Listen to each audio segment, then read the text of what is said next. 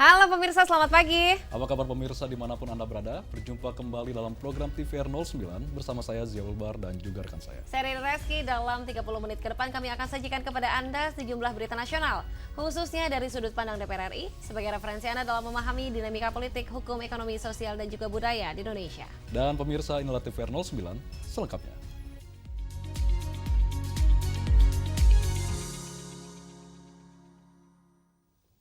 Anggota Komisi 8 DPR RI Maman Imanul Haq dorong pemerintah perketat proses screening kesehatan jemaah guna memastikan kelayakan fisik dan mental jemaah haji sebelum berangkat ke Tanah Suci. Untuk memastikan kelayakan fisik dan mental jemaah haji sebelum berangkat ke Tanah Suci, anggota Komisi 8 DPR RI Maman Imanul Haq mendorong pemerintah memperketat proses screening kesehatan jemaah. Maman Imanul Haq mengatakan, pada musim-musim haji sebelumnya, otoritas Haji Arab Saudi mengkritisi data kesehatan jemaah yang tidak sinkron dengan kondisi jemaah saat tiba di Tanah Suci.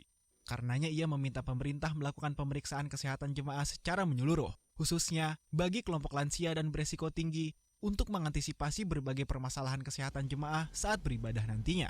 Ia menegaskan, jemaah yang diberangkatkan harus memenuhi kriteria istitoah atau dianggap mampu secara fisik dan mental. Di tahun kemarin, DPR sudah meminta agar istitoah dalam kesehatan itu didahulukan, sehingga orang tidak boleh melunasi dulu biaya haji sebelum dia dianggap cukup atau istitoah dalam kesehatan.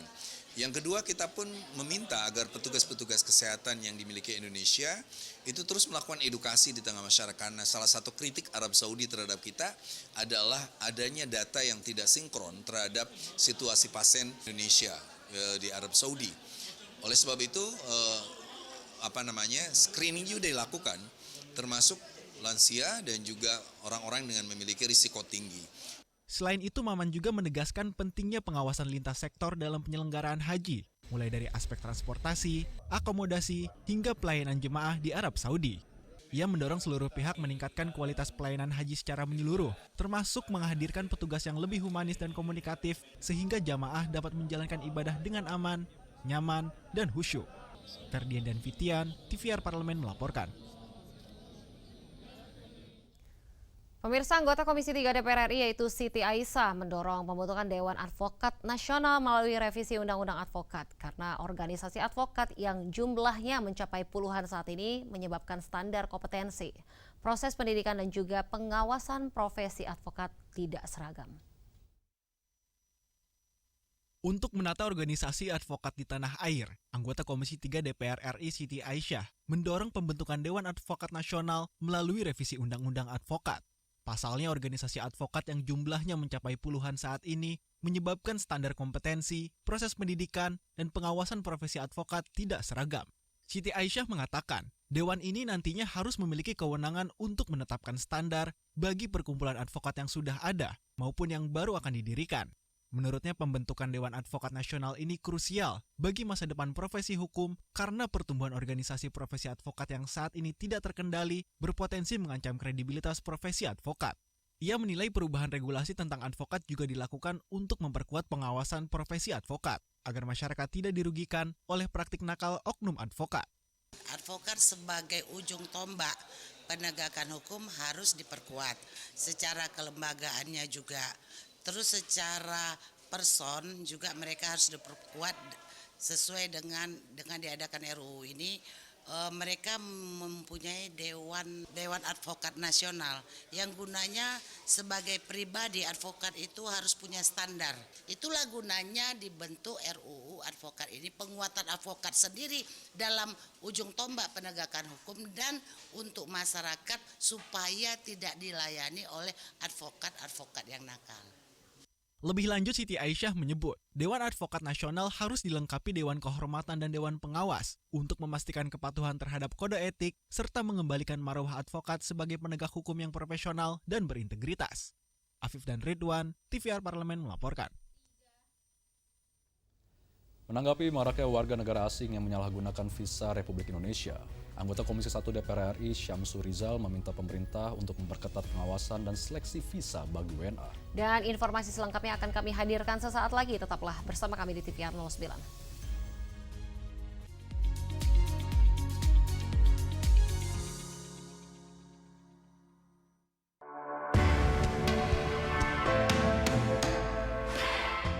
ruang sidang Senayan, Jakarta, menyajikan liputan langsung kinerja DPR RI.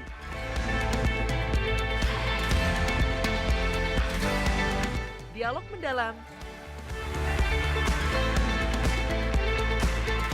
investigasi, dan profil wakil rakyat. TVR Parlemen kini hadir 24 jam. Yuk kita kenalan dengan anggota DPR RI periode tahun ini. Dari depan kursi, di balik kursi, gini, di balik kursi. Aku ingin menjadi sesuatu yang mungkin bisa kau rindu. Acap kahiji, rukun sakabehna, gitulah pokok nama. Semakin penasaran kan bagaimana kiprah karir politiknya? Hanya di TVR Parlemen.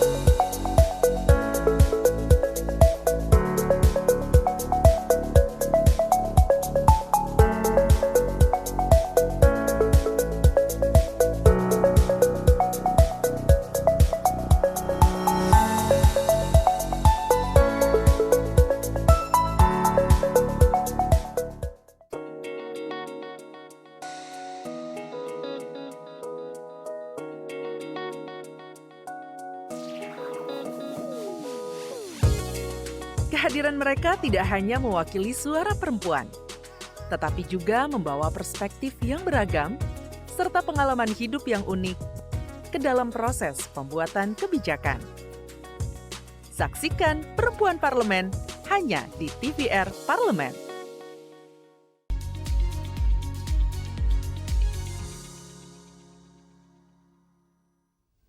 Penyalahgunaan visa WNA dapat merugikan tenaga kerja lokal dan berdampak buruk bagi citra Indonesia di mata dunia. Sehingga Kementerian Luar Negeri diminta untuk berkoordinasi dengan otoritas imigrasi untuk perketat seleksi visa WNA. Menanggapi maraknya warga negara asing yang menyalahgunakan visa Republik Indonesia, anggota Komisi 1 DPR RI Syamsur Rizal meminta pemerintah memperketat pengawasan dan seleksi visa bagi WNA. Pasalnya penyalahgunaan visa WNA dapat merugikan tenaga kerja lokal dan berdampak buruk bagi citra Indonesia di mata dunia. Syamsur Rizal menyatakan, pihaknya telah meminta Kementerian Luar Negeri berkoordinasi dengan otoritas imigrasi untuk mengantisipasi dampak dari seleksi visa yang terlalu longgar. Ia menilai celah dalam proses seleksi masih perlu dibenahi agar tidak dimanfaatkan oleh pihak-pihak yang tidak bertanggung jawab. Ia meminta pemerintah melakukan evaluasi menyeluruh agar tidak mengganggu sektor perdagangan, investasi, dan ketenaga kerjaan domestik. Memang kita jadikan catatan supaya Kementerian Imigrasi ini bisa menjadi lebih ketat. Kalau untuk ke WNA ini adalah pada saat wawancara visa itu yang mesti diperketat, terutama aspek-aspek yang berkaitan dengan keamanan dan pertahanan kita. Jadi perspektifnya itu adalah bagaimana supaya kita punya komitmen untuk melindungi terutama dari warga negara lain yang tanda kutip bekerja sambilan, bukan hanya bekerja secara profesional, tetapi juga jangan sampai mengeksploitasi data dan potensi yang kita miliki yang kemudian itu berdampak negatif. Nah, itu yang kita minta untuk imigrasi dan Kementerian Luar Negeri. Lebih lanjut, Syamsur Rizal menekankan pentingnya sinergi lintas kementerian dalam memperkuat sistem pengawasan berbasis teknologi. Menurutnya, pengetatan visa dapat menekan potensi ancaman seperti intrusi budaya, penyalahgunaan teknologi, hingga praktik bisnis yang tidak sehat tanpa mengurangi pendapatan negara dari kunjungan wisatawan mancanegara. Tegar Aziz, TVR Parlemen melaporkan. Upaya peningkatan kompetensi tenaga kerja nasional menjadi kajian utama Komisi 9 DPR RI dalam pembahasan revisi Undang-Undang Ketenagakerjaan. Terlebih, kondisi Indonesia yang masih terdampak situasi global yang memicu gelombang PHK massal di berbagai sektor. Upaya peningkatan kompetensi tenaga kerja nasional menjadi kajian utama Komisi 9 DPR RI dalam pembahasan revisi Undang-Undang Ketenagakerjaan. Pasalnya, tenaga kerja Indonesia saat ini masih didominasi oleh lulusan SMA dan SMK. Kondisi ini menjadi perhatian serius, mengingat Indonesia tidak terlepas dari dampak situasi global yang memicu gelombang PHK massal di berbagai sektor. Anggota Komisi 9 DPR RI Neti Prasetyani menilai tantangan ketenagakerjaan juga dipengaruhi oleh perjanjian perdagangan internasional. Menurutnya, perjanjian tersebut akan berdampak pada fleksibilitas tenaga kerja, sehingga penguatan kapasitas SDM menjadi keharusan. Upaya kita meningkatkan kompetensi, kemudian juga skill bagi para pekerja dengan mempertanyakan bagaimana strategi upskilling dan reskilling ini bisa dilakukan karena hampir 37% tenaga kerja kita itu didominasi oleh lulusan SMA ke bawah. Kita berharap meskipun pekerja kita tidak mengenyam pendidikan yang tinggi, namun mereka mendapatkan kesempatan untuk mengikuti pelatihan sehingga bisa meningkatkan kapasitas dan juga skillnya. Lebih lanjut, Neti juga mendorong peran aktif Asosiasi Pengusaha Indonesia atau APindo, mengingat 97% anggotanya didominasi oleh sektor UMKM. Ia menilai UMKM dapat menjadi pilar perekonomian sehingga dapat memperluas penyerapan lapangan kerja. Dengan sinergi antara peningkatan kompetensi SDM dan penguatan sektor UMKM, revisi Undang-Undang Ketenagakerjaan diharapkan mampu menghadirkan keadilan substantif, serta menjadi bantalan ekonomi yang kuat bagi seluruh rakyat Indonesia. Bella dan Fuad, TVR Parlemen melaporkan. Pimpinan DPR RI menerima audiensi perlindungan pelajar Indonesia guna membahas perlindungan pelajar Indonesia di luar negeri, termasuk usulan penyusunan naskah akademik rancangan Undang-Undang Perlindungan Pelajar Indonesia. Pimpinan DPR RI menerima audiensi Perhimpunan Pelajar Indonesia atau PPI dengan agenda utama membahas perlindungan pelajar Indonesia di luar negeri. Salah satu poin yang disorot adalah usulan penyusunan naskah akademik rancangan Undang-Undang Perlindungan Pelajar Indonesia. Wakil Ketua DPR RI Cucun Ahmad Samsurizal menyebut, perlindungan pelajar di luar negeri memiliki tantangan tersendiri, terutama terkait permasalahan repatriasi serta perlindungan hukum dalam situasi darurat. DPR RI juga menegaskan komitmen untuk mengawal proses penyetaran ijazah dan penyederhanaan birokrasi agar lulusan luar negeri dapat berkontribusi di dalam negeri tanpa hambatan. Jangan sampai terjadi lagi misalkan yang hal-hal yang tidak diinginkan mengenai bagaimana ideologi kita ini bahwa kita tetap merah putih semuanya. Jangan sampai sudah merasa besar di luar negeri lupa terhadap negaranya. Nah, saya sudah ingatkan itu. Nah, kebetulan ini momentum kan lagi membahas undang-undang sisdiknas, sehingga ya jangan sampai anak-anak kita ini, anak-anak bangsa berjuang belajar di luar negeri, ketika mau ngabdi di sini, ya mereka dirugikan, misalkan kesetaraan nilai atau juga nanti pengakuan ijazahnya seperti apa. Ini penting menjadi bahasan kami DPR dengan mitranya Kemendik, Tisain, kemudian juga Kemenag yang ada perguruan. Perwakilan PPI, Andika Ibrahim Nasution menyampaikan apresiasi serta sejumlah masukan terkait perlindungan pelajar Indonesia di luar negeri. DPR RI berharap masukan dari PPI dapat menjadi bahan pertimbangan dalam merumuskan kebijakan yang lebih komprehensif terkait perlindungan pelajar Indonesia di luar negeri. Nurbani Yusuf, TVR Parlemen melaporkan. Pemirsa, DPR RI menegaskan bahwa penyelenggaraan ibadah haji 2026 harus menjadi cerminan kehadiran negara dalam menjamin keamanan dan juga kenyamanan setiap jemaah. Setiap tahapan mulai dari keberangkatan hingga kepulangan perlu dirancang dengan penuh kehati-hatian, mengedepankan keselamatan serta pelayanan yang humanis dan profesional. Informasi selengkapnya sesaat lagi, tetaplah di TVR 09.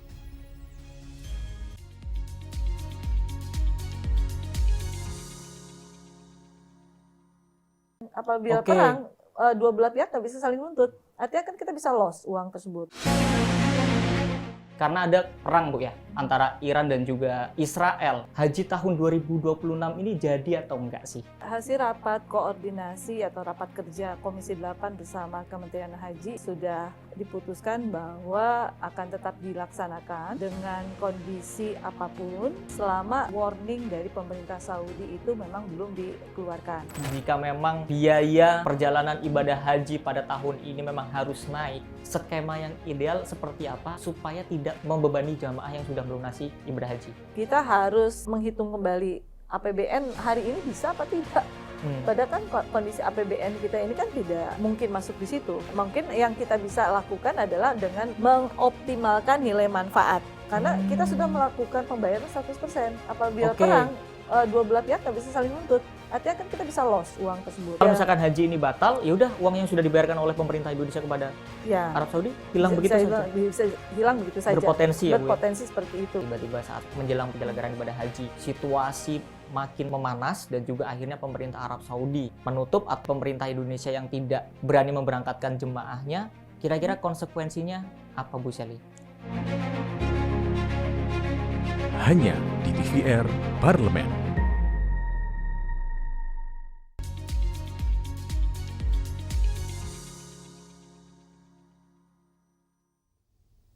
Pemirsa, sinergi antar lembaga dan juga kesiapan infrastruktur menjadi kunci agar seluruh proses ibadah berjalan tertib, lancar, dan juga bermartabat. Dengan komitmen yang kuat, negara diharapkan mampu menghadirkan pengalaman ibadah yang khusyuk dan aman bagi seluruh jamaah Indonesia. Simak liputan mendalam yang telah dikemas tim redaksi TVR Parlemen dalam segmen Editorial Parlemen.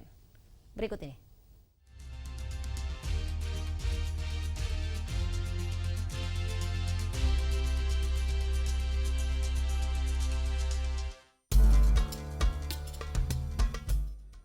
Momen ibadah ritual tahunan yang dinantikan umat Islam di dunia akhirnya tiba. Tanggal 22 April 2026, kloter pertama calon jemaah haji Indonesia diberangkatkan ke Tanah Suci. Berbeda dari tahun sebelumnya, kali ini urusan haji tidak dipegang oleh Kementerian Agama, melainkan Kementerian Haji dan Umroh. Mengurus 221.000 calon jemaah haji bukan perkara mudah. Bahkan, Kementerian Agama yang sejak awal mengurusi penyelenggaraan ibadah haji kerap diterpa kendala tiap tahunnya. Apalagi kini, dengan struktur organisasi baru, wajar saja bila muncul kekhawatiran di benak publik terhadap pengelolaan haji. Berkaitan dengan itu, Komisi 8 DPR RI tak henti melakukan pengawasan terhadap kinerja Kementerian Haji dan Umroh. Di antaranya, terkait penanganan jemaah haji kategori beresiko tinggi, serta kesiapan layanan pendukung penyelenggaraan ibadah haji. Sebanyak 170.000 atau 80% jemaah haji Indonesia tahun 2026 termasuk ke dalam kategori beresiko tinggi. Kategori itu mendeskripsikan jemaah haji dengan kondisi lansia serta komorbid atau memiliki riwayat sakit. Pemerintah perlu menyiapkan protokol khusus bagi jemaah yang beresiko dengan menambah dan meningkatkan kualitas layanan. Mulai dari aspek akomodasi, transportasi, dan konsumsi. Hampir sekitar 80% mereka mempunyai riwayat risiko tinggi. Maka kami berharap sebetulnya dari Kementerian Haji betul-betul bisa mempunyai protap penanganan kepada para jamaah yang berisiko tinggi, kemudian para petugas-petugas haji juga bisa menyiapkan pelayanan yang terbaik kepada para jamaah tersebut. Di luar itu juga kualitas penanganan di akomodasi, transportasi maupun makanan konsumsi yang disiapkan untuk para jamaah bisa meningkatkan stamina para jamaah pada saat mereka persiapan menjelang Ad-Musna atau wukuf. Selain itu, kenaikan biaya aftur akibat terhambatnya jalur distribusi Selat Hormuz ikut mempengaruhi biaya operasional penerbangan haji. Menteri Haji dan Umroh Muhammad Irfan Yusuf menyampaikan penyelenggaraan haji tahun 2026 membutuhkan tambahan anggaran sebesar 1,7 triliun rupiah. Namun, Komisi 8 DPR RI menegaskan tambahan anggaran tidak boleh diambil dari dana BPIH agar tidak membebani jemaah haji. Tambahan dana harus bersumber dari APBN. Kita pun memahami kalau mereka meminta tambahan untuk aftur. Sesuatu yang memang tidak boleh ada penambahan setelah diputuskannya biaya ibadah haji. Tetapi karena ini masuk post Myers dan kita menyetujui permintaan tambahan sekitar 1,7 triliun oleh Kementerian Haji dan Umroh, yang menjadi perdebatan kita posnya dari mana. Tidak boleh dari BPIH karena itu sudah diputuskan. Itu harus dari APBN, misalnya dari biaya tak terduga. Berdasarkan keputusan Menteri Haji dan Umroh nomor 7 tahun 2025, rangkaian panjang pelaksanaan ibadah haji ini mencakup proses pemberangkatan, masa tinggal di Arab Saudi, hingga pemulangan ke Indonesia. Meski total rangkaian mencapai sebulan lebih, proses inti ritual ibadah haji hanya berlangsung selama 6 hari, yaitu dari tanggal 8 Zulhijjah sampai 13 Zulhijjah.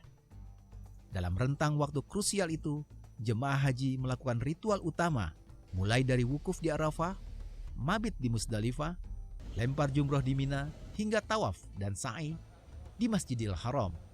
Banyaknya jemaah serta panjangnya rangkaian pelaksanaan ibadah haji menuntut kejelian penanganan dari petugas haji.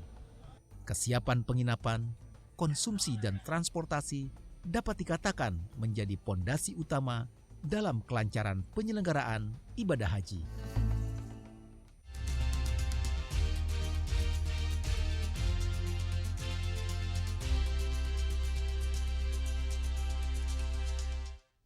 Braga menjadi salah satu kawasan ikonik di Bandung yang selalu menarik untuk dikunjungi karena nuansa kota tuanya yang sangat kental. Dan menariknya nih pemirsa dan juga Zia, Jalan Braga dipenuhi bangunan bergaya kolonial, kafe serta galeri seni yang menjadikannya tempat bersantai sekaligus berwisata. Suasana yang unik dan estetis membuat Braga menjadi destinasi favorit baik bagi wisatawan maupun warga lokal. Dan informasinya akan kami hadirkan sesaat lagi, tetaplah di TVR 09.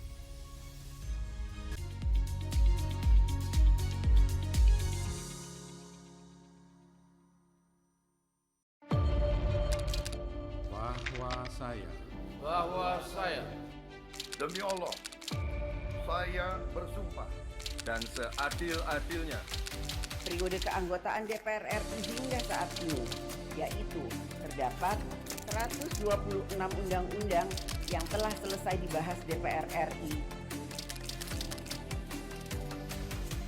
Terima kasih rekan Elisa dan juga Danida. Pemirsa,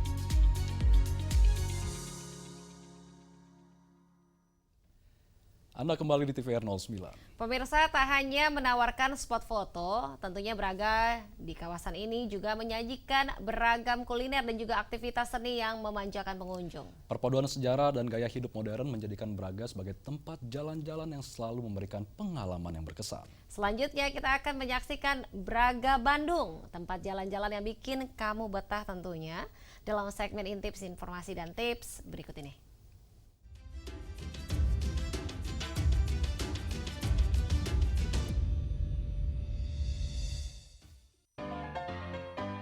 Pernah nggak kamu jalan ke satu tempat, terus tiba-tiba berasa kayak lagi masuk ke film jadul? Tapi anehnya, setiap kali menginjakan kaki di sini, rasanya tetap nyaman dan tetap modern. Nah, itulah rasanya saat kamu jalan-jalan ke Braga. Di tengah keramaian Bandung yang padat dan penuh kejutan, Braga tuh kayak jeda. Satu ruas jalan kecil, tapi ceritanya panjang banget. Dari dulu, Braga sudah menjadi tempat paling hits di Bandung. Bayangin ya, zaman dulu aja orang-orang Belanda udah suka hangout di sini. Ada teater, toko mewah, jalan kaki sore sambil gaya. Gak heran tempat ini disebut sebagai Paris Van Java. Wah, menarik ya pemirsa. Dan hingga kini, aura klasik Braga tetap dipertahankan tapi dengan sentuhan masa kini. Braga itu punya kesan tua tapi gaul, vintage tapi nggak kuno. Nggak percaya? Lihat aja spot-spot kece di sepanjang jalan ini. Dari mural penuh warna, kafe dengan nuansa tempo dulu, sampai bangunan yang bikin fits kamu makin artsy. Dan enaknya lagi, semuanya deket-deketan. Tinggal jalan kaki, muter-muter sambil menikmati suasana. Buat kamu yang suka foto-foto, bikin reels atau sekedar healing, Braga tuh ibarat taman bermain yang penuh cerita. Tapi tunggu dulu, Braga nggak cuma soal bangunan dan kopi. Di sini seni tuh hidup. Kamu bisa ketemu pelukis jalanan yang jago banget bikin sketsa wajah kamu dalam hitungan menit.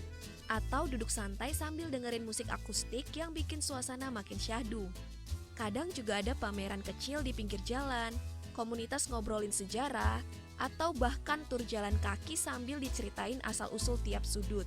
Bikin kita sadar, oh tempat ini tuh punya vibes-nya tersendiri.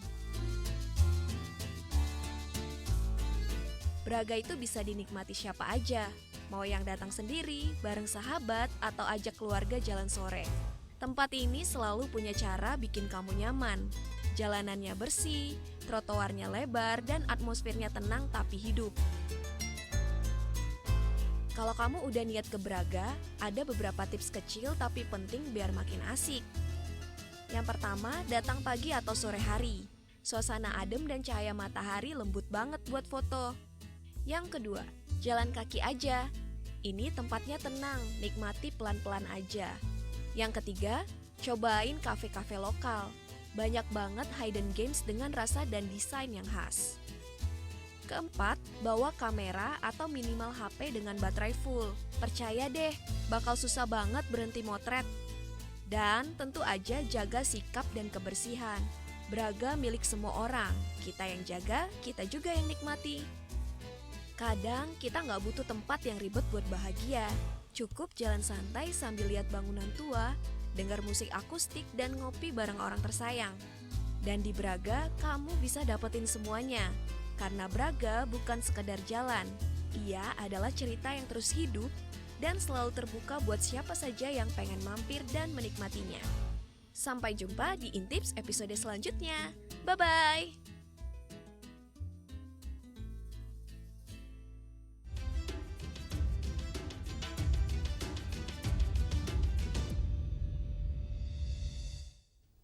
Pemirsa, informasi mengenai Braga tadi tentunya sekaligus menutup jumpa kita pagi ini. Di penghujung acara, kami tidak lupa menginformasikan kepada Anda bahwa saat ini DPR RI sedang memasuki masa reses, di mana seluruh anggota Dewan kembali ke daerah pemilihannya masing-masing untuk melaksanakan fungsi representasi DPR, menyerap serta menindaklanjuti dan juga memberikan pertanggungjawaban kepada konstituen di daerah pemilihannya. Dan sejumlah agenda serta kegiatan DPR lainnya dapat Anda akses di website kami di tvrparlemen.dpr.go.id atau melalui kanal YouTube kami di TVR Parlemen. Dan pemirsa, demikian TVR 09 edisi pagi ini. Segenap kru TVR Parlemen yang bertugas mengucapkan terima kasih telah menyaksikan TVR 09. Saya Rina Reski dan juga rekan saya. Saya Zia Ulbar, sampai jumpa di TVR 09 selanjutnya. TVR Parlemen, referensi Indonesia.